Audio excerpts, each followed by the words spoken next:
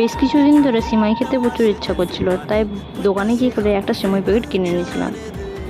বাড়িতে থাকলে হয়তো মা বানিয়ে দিত, মেসে আছি তাই নিজেকে বানিয়ে খেতে হচ্ছে।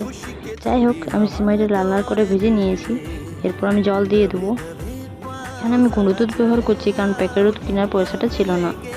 ইচ্ছা করেছে, জোগাড় তো করতেই হবে। এরপর দুধটাকে ভালো করে গরম করে নিয়ে করে এখানে আমি একা খাচ্ছি না, আমার রুমমেটও খাচ্ছে। ওকে না বলতে এতগুলো চিনি দিয়ে দিয়েছে।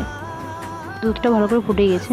ক্ষমা চেয়ে নিচ্ছি, কারণ আমার কাছে কাজু বাদাম কেনার টাকাটাও ছিল না, ঘর থেকে না বাদাম দিয়েছি না। এরপর সিমাইগুলো দিয়ে করে ভালো করে আমি জাল দিয়ে নেব, যতক্ষণ না সিমাইটা সেদ্ধ হচ্ছে।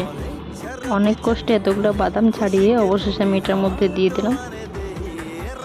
এরপর হয়ে যাওয়ার পর আমি এটাকে ভালোভাবে নামিয়ে নেব। এটা বানানোর সময় মনে মনে বারবার ভাবছিলাম, এটা খাওয়ার পর সত্যি কালকে সুগার টেস্ট করতে যেতে হবে না তো। যাই হোক, এরপরে সিমুইটা বেড়ে নিয়ে করে আমার রুমমেট আমাকে আমার ভাগের সিমুইটা দিয়ে দিতেছিল। ভিডিওটি ভালো লাগলে একটা লাইক করে দেবে আর সাবস্ক্রাইব করে নিও পরের ভিডিওর জন্য। আর সিমুইটা দেখে বলবে কেমন হয়েছিল। আমার তো দারুণ লেগেছে, একটু জাস্ট মিষ্টিটা বেশি হয়েছে। Tata, bye bye.